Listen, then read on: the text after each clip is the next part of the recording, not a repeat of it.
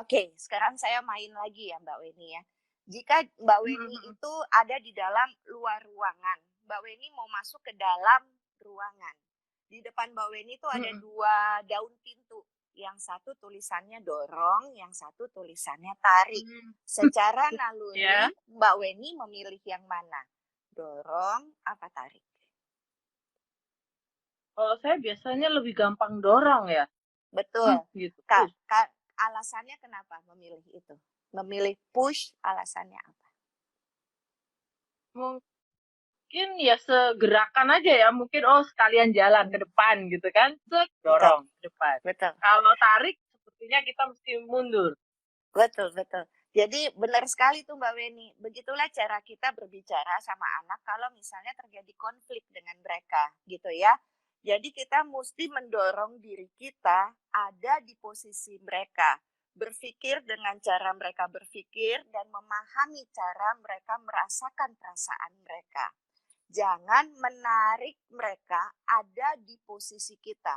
Pertama, energinya pasti akan lebih besar kalau kita tarik, letih banget, konfliknya akan panjang. Dan kita mesti Mmm, mundur, kayak ya filosofi betul. daun pintu tadi. Supaya apa? Supaya jempol kaki kita nggak kejepit sama daun pintu. Supaya kita nggak celaka, maka kita jadi mundur. Betul kan ya? Pola asuh yang seperti itu. Mhm. Maka kalau kita misalnya dorong, push gitu ya, kita akan searah dengan badan Mhm. kita. Yang kedua adalah dengan itu energinya lebih sedikit, energi konflik akan lebih sedikit. Dan yang ketiga, kita bisa multitasking Mbak Wen, gitu ya. Kita bisa Mhm. melakukan pekerjaan lain di waktu yang sama. Mmm. Seperti layaknya kalau Mhm. kita ngedorong kan kita bisa dorong pakai bahu. Tangan kita masih bisa ngejinjing belanjaan, Pegang, bagang iya. buku, bawa bola atau apa gitu ya. Itu Karena ibu multitasking, bener itu, Bu iya, Sahnas banget. karena kalau misalnya kita punya anak lebih dari satu dan kita uh, menaruh semua energi kita dalam satu basket gitu ya, maka ada anak lain yang nggak akan mendapat porsi perhatian yang sama gitu ya. Jadi jika ada Mhm. konflik kepada anak-anak kami, maka untuk membuat mereka menjadi tangguh adalah saya mendorong diri saya. Dan saya beranggapan bahwa iya ya, tunggu, tunggu, tunggu. Mereka itu belum pernah jadi orang tua. Saya mesti eling tuh. Mereka itu belum pernah jadi orang tua. Tapi saya pernah jadi Iya. anak-anak loh. Jadi saya mengerti nih, pada saat posisi begini, saya pernah ada di posisi ini. Maka yang saya harapin apa nih, orang tua saya dulu pengen saya tuh apa nih. Kemudian saya menjadi, jadi eling itu penting karena mereka itu nggak minta dilahirkan kan Mbak, seperti yang saya bilang. Kita yang berdoa mereka ada Iya. dalam kehidupan kita. Dan penciptaan Mmm. manusia itu kan bukan Tuhan lagi iseng-iseng bengong kemudian nyiptain kita, nyiptain anak-anak kita. Enggak Iya. gitu ya. Setiap manusia itu pasti ada tugasnya. Dengan hidup tuh ada tugasnya. Maka saya Mmm. mesti elingnya di situ tuh. Tunggu, ini anak diciptakan, emang tugasnya apa ya? Jangan-jangan konflik Mhm. ini memang menjadi pengingat buat saya, jadi self Mhm. evaluation buat saya. Lu jangan ngerasa paling benar sendiri, Nas. Ini anak lagi ngomong nih, ini anak lagi ngomong nih untuk mengingatkan saya.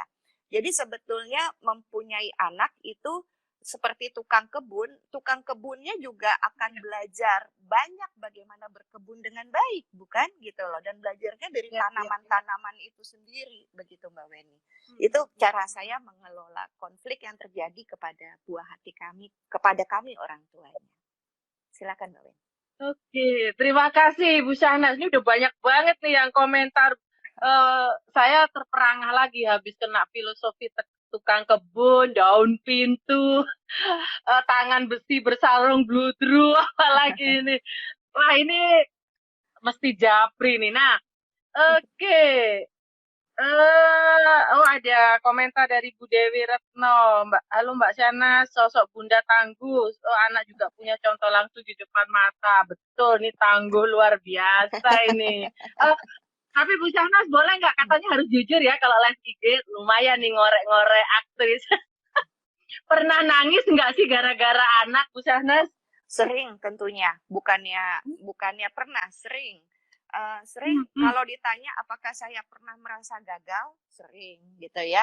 Karena, hmm, hmm, pola asuh yang saya lakukan adalah mewariskan apa yang dilakukan oleh orang tua saya kepada saya, begitu ya. Ibu bapak saya tuh mengajarkan kemandirian sungguh luar biasa gitu loh, terutama ayah saya. Ayah saya tuh bukan ayah yang tapi di akhir hidupnya dia baru menunjukkan afeksi, cinta kasih, perhatian gitu, itu baru dia lakukan. Tetapi seingat saya sebelum akhir 2 tahun sebelum almarhum meninggal gitu ya, ayah saya tuh keras banget gitu loh mendidik saya. Banyak hal yang diwariskan di darah saya. Mungkin, kakak-kakak saya juga tahu bahwa saya paling yang mirip bapak saya, itu saya, gitu loh. Kerasnya, sadisnya, kejam, tapi maksudnya selimutnya itu adalah sebetulnya, rasa cinta. Tapi sesudah saya menjadi ibu gitu ya, saya memahami ayah saya melihat itu dari ibunya, karena ibunya itu adalah janda 5 anak, laki semua, dan nggak hmm. menikah lagi. Dan bapak saya udah jadi anak yatim di usia 8 tahun. Jadi contoh yang ada di depan tuh Mbak Retno, itu adalah ya nenek saya, oma saya ya, bapak saya seperti itu. Banyak hal yang saya lakukan kepada ketiga putri kami yang saya wariskan, apa yang saya dapat dari bapak saya. Dan itu pertentangannya menjadi luar biasa. Kalaupun saya menangis, saya merindukan orang tua saya ketika saya melakukan kesalahan kepada anak saya, gitu loh. Nah, itu yang membuat saya menangis karena kebetulan saya juga bukan perempuan yang senang mengeluarkan air mata untuk bukan suatu hal yang penting ya, gitu loh. Jadi Kelihatan, kelihatan.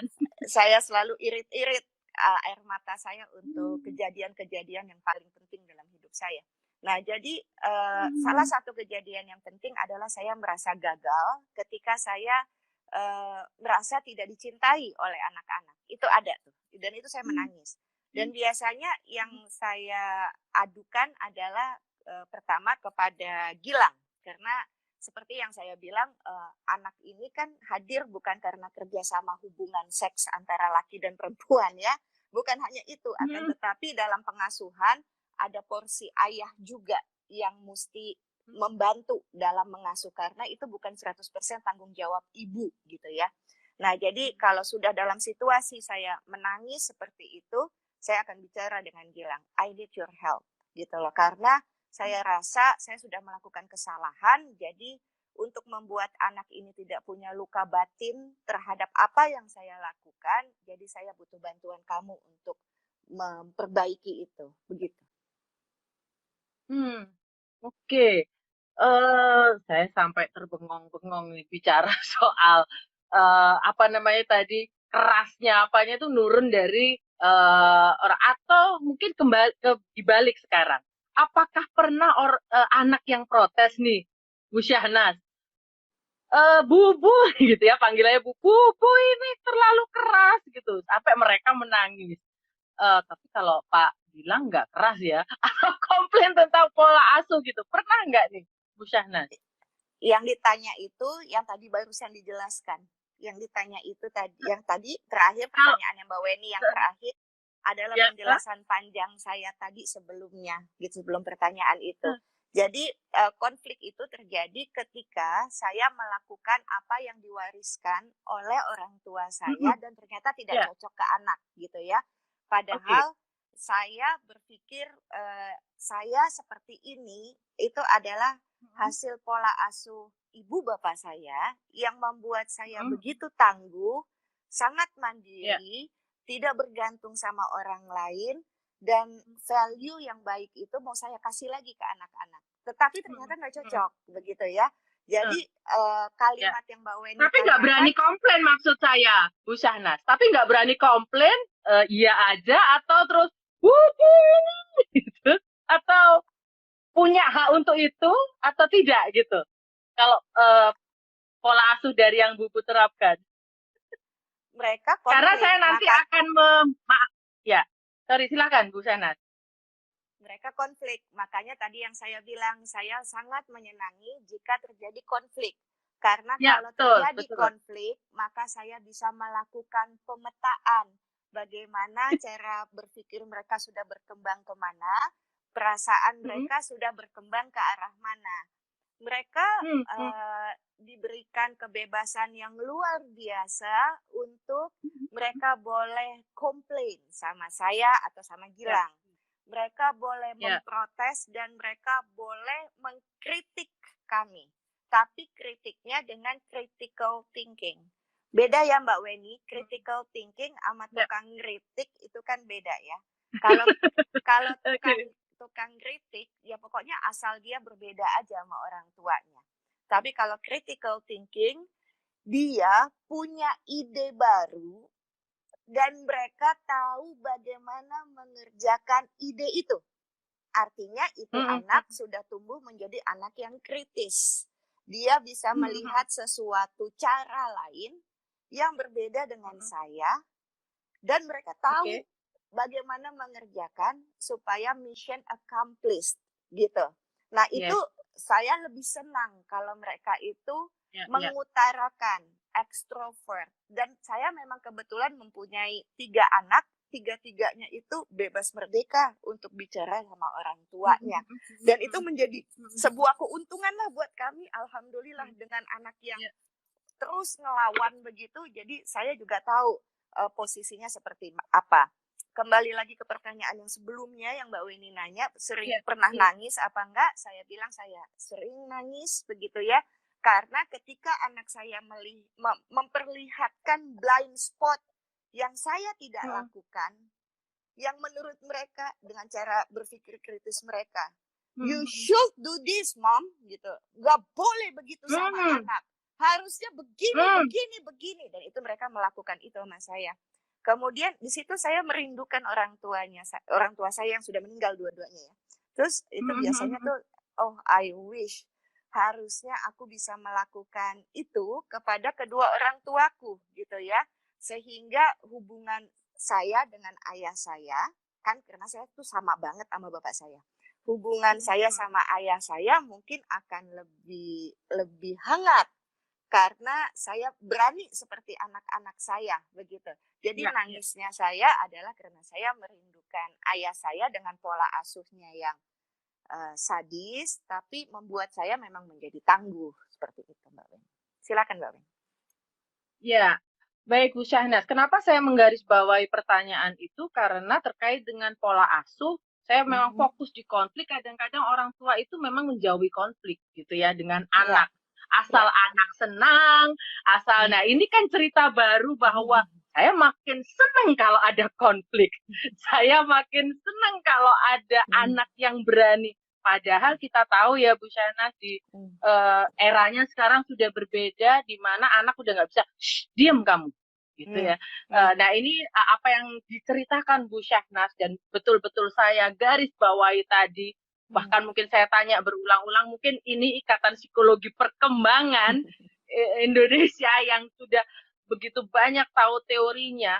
Oke, ini bukan tentang sekedar pola asuh anak senang, anak eh, mungkin saya lebih menggarisbawahi Bu Sana sering bilang anak bahagia gitu ya, terbentuk well-being-nya, tapi bukan berarti memanjakan gitu. Ada tangan kerasnya gitu ya, Ya. tapi ada lembutnya. Nah, Betul. kombinasi itu yang nggak semua orang bisa, apa harus punya 3 anak dulu ya? Bisa mengkombinasikan itu gitu. Saya menjawab itu ya. Mungkin ada, ya Saya silakan. menjawab itu ya. Saya pikir nggak perlu jumlah yang lebih dari satu, Mbak. Cukup satu anak pun kalau misalnya kita mempunyai konsep seperti yang saya bilang, kita mesti tahu kita siap nggak sih punya anak.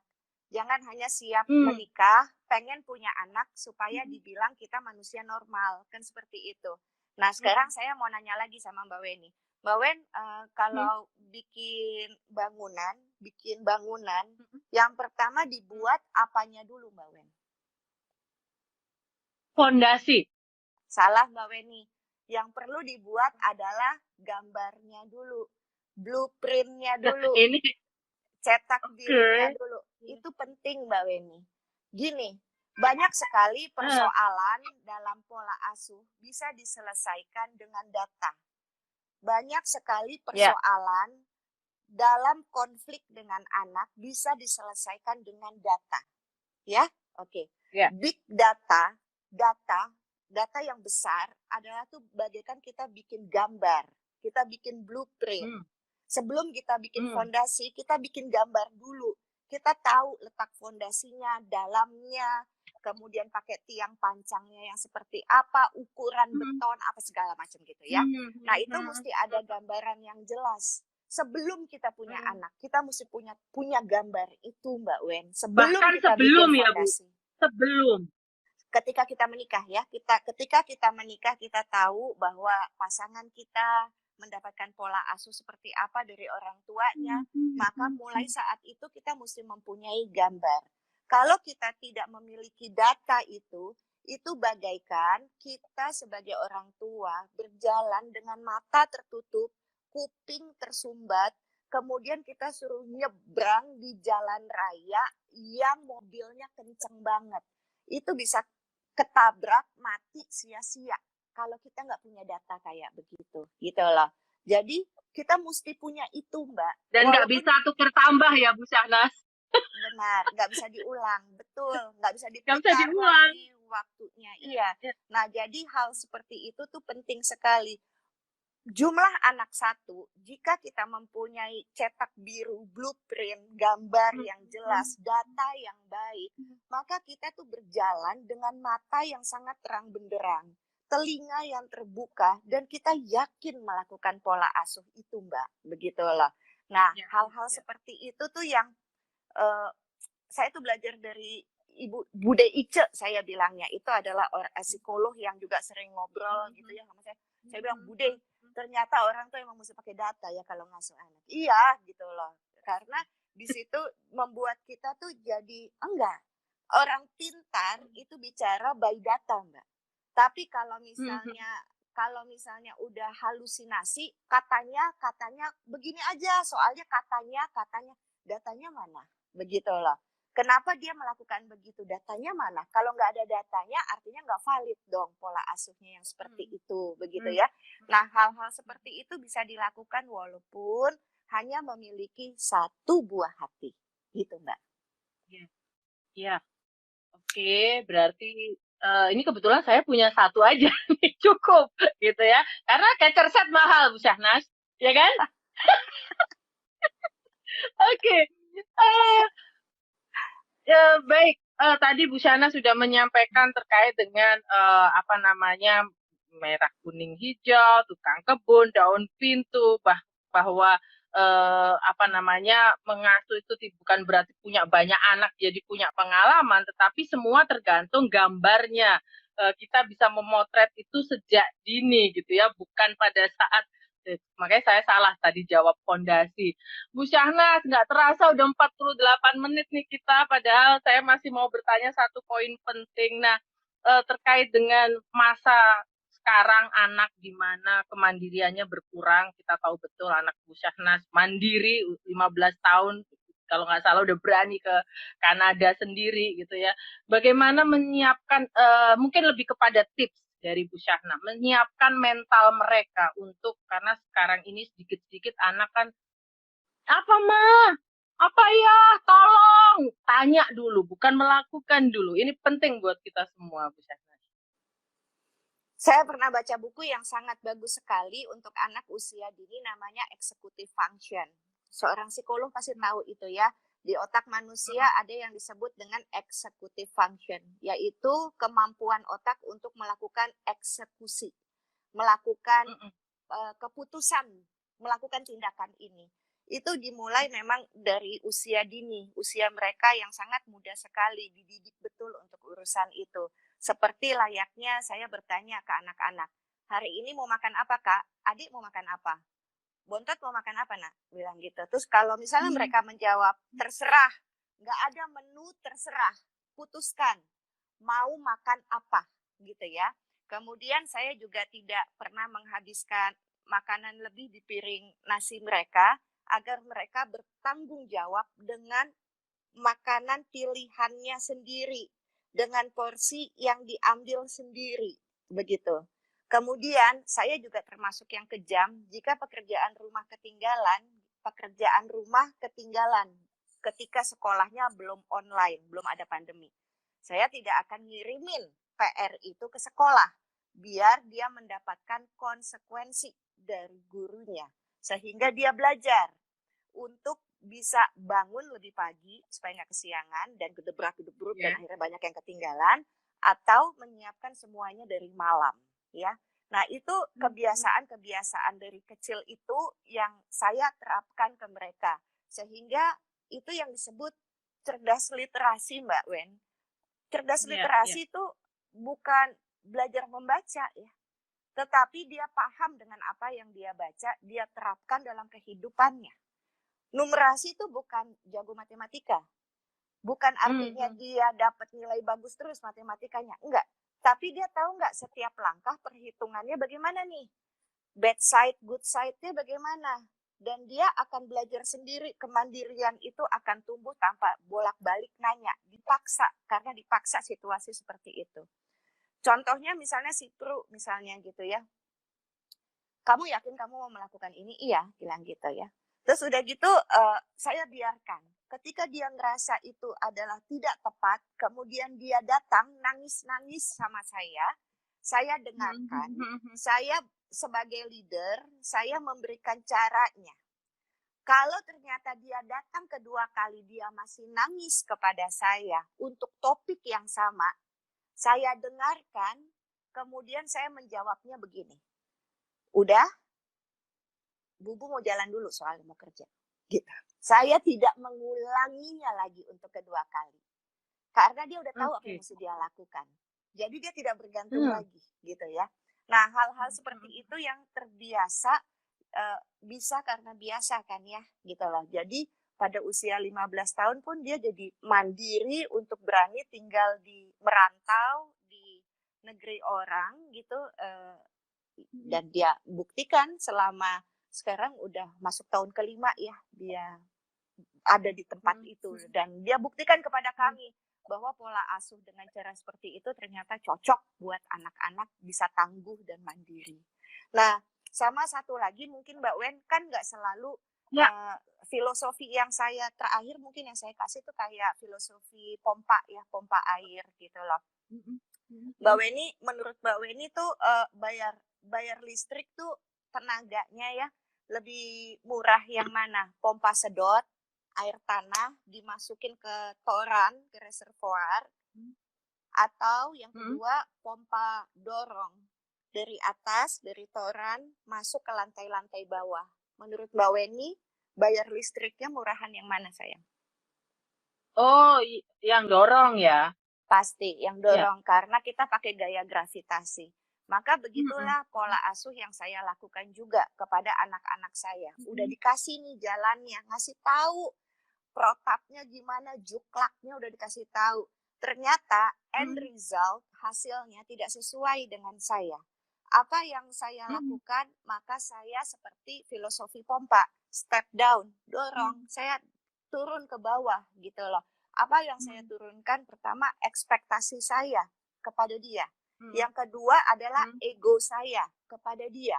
Sehingga itu tidak merusak hubungan saya dengan dia. Kalau saya memaksa karena saya punya ekspektasi, punya nilai tertentu, ini anak bisa putus asa kan, gitu. Karena dia ngerasa selalu menjadi orang yang gagal, begitu, dan tidak bisa memenuhi ibunya untuk bisa bangga sama dia. Enggak, saya turunkan itu semuanya. Karena saya tahu bahwa kecepatan setiap orang tuh berbeda-beda. Walaupun dia anak saya, anak Gilang, tapi belum tentu kecepatannya sama seperti kecepatan saya dan Gilang di usia mereka, begitu ya. Jadi saya mesti step down, mesti turunin semuanya. Kalau misalnya mungkin pesannya ini untuk didengarkan buat ayah bunda lainnya membuat anak menjadi tangguh. Ayah bundaku sayang, kita memang menginginkan anak kita istimewa, oke? Tetapi lingkungan itu bisa mempengaruhi anak untuk bisa tidak tangguh. Ada narkoba, ada seks, dan ada jenis-jenis kegiatan negatif lainnya. Apa yang mesti kita lakukan? Mohon maaf, jika terjadi hal seperti itu, maka pertama kali yang mesti kita perbaiki adalah diri kita, ya. Kita tidak boleh karena gini, ridhonya kita adalah ridhonya Allah. Percaya ya Mbak Wen ya? Mm-mm. Jadi kalau anak Iya. kita kepleset, kemudian mereka Mm-mm. melakukan sesuatu yang betul-betul memalukan kita tetap ridho sama dia. Jangan salah ya, Mm-mm. kita tidak ridho dengan kenakalannya. Enggak, kita nggak mau dengan Oke. kenakalan itu. Tetapi kepada Iya. anak kita itu ridho dengan anak kita. Karena anak ini pemberian dari Tuhan buat kita. Mm-mm. Maka kalau Mm-mm. kita ridho, Tuhan juga menurunkan ridhonya kepada dia. Ridho Tuhan adalah ridho Mm-mm. orang tua, bukan terutama ibunya. Hati-hati, jaga mulut gitu ya, takut. Sumpah serapah itu akan berbahaya. Karena kalau kita terus menekan mereka, maka mereka nggak akan merasa dicintai. Maka mereka akan tambah Mm-mm. nakal. Maka mereka Mm-mm. akan tambah melakukan banyak kesalahan. Kalau kita Mm-mm. ridho, kita merasa memberikan banyak cinta, kita memeluk dia, maka dia Mm-mm. akan memperbaiki dirinya. Nah, hal itu menjadi sebuah gulungan-gulungan kegiatan perbuatan dalam masa pertumbuhan buah hati kita. Begitu. Oke, Bu Syahnas, kita tinggal 3 menit. Banyak yang saya pengen tanya soal gimana Pak Gilang, tapi kayaknya harus diundang khusus lagi. Jadi saya nanti merayu-rayu lagi. Ayo. Eh, Bu Syahnas, kita sudah masuk ke closing statement nih. Pesan penting terkait dengan menyiapkan anak mental tangguh di masa depannya ini. Tadi udah banyak, semoga nanti akan bisa dibuat ringkasannya yang menarik dan psikoedukasinya tentunya. Silakan Bu Syahnas, closing statement, pesan untuk kita semua. Saya pernah mengatakan ini sama Mbak Weni bahwa kalau misalnya buah hati kita itu adalah sedikit kebaikan kita dan sedikit kebaikan suami kita. Dan kalaupun ada kejelekan, itu pun kejelekan kita sedikit dan kejelekan suami kita, dan itu bergabung yaitu anak kita, gitu ya. Maka untuk memunculkan ketangguhan kepada mereka, jelaskan sesuatu kepada mereka. Jelaskan dan beri contoh nyata dan contoh yang paling nyata adalah kita orang tua, karena kita itu children see children do. Apa yang dia lihat itu yang dia lakukan, dan yang dia lihat adalah dari orang tuanya. Jika kita dengan segala kelemahan dan kelebihan kita sebagai orang tua, kita tetap menjadi orang tua yang tangguh, maka mudah sekali untuk melihat anak terhadap ketangguhan itu, dan dia akan langsung menyontohkan dalam kehidupan mereka masing-masing, begitu ya. Nah, untuk menangani anak kita, mesti tahu inner child-nya kita kecil, siapa yang ada di anak kita. Kalau inner child-nya ternyata inner child kita, maka kita yang menangani anak kita. Akan tetapi di kasus tersebut, ternyata inner child-nya suami kita, pasangan kita, suruh dia yang maju, karena dia yang paling tahu bagaimana cara menanganinya. Sehingga makin lama anak mempunyai kepercayaan diri, harga diri, pasti ujungnya adalah prestasi dan ketangguhan. Begitu Mbak Win. Luar biasa Bu Syahnas, terima kasih banyak. Ini bekerjaan dengan waktu. PR kita semua, turunkan ego dan ekspektasi di saat mengasuh. Itu ada poin penting tadi dari Bu Syahnas. Terima kasih Bu Syahnas atas waktunya. Kami dari Ikatan Psikologi Perkembangan Indonesia mengucapkan terima kasih. Dan mohon maaf jika banyak pertanyaan yang belum tersampaikan, nanti bisa disampaikan.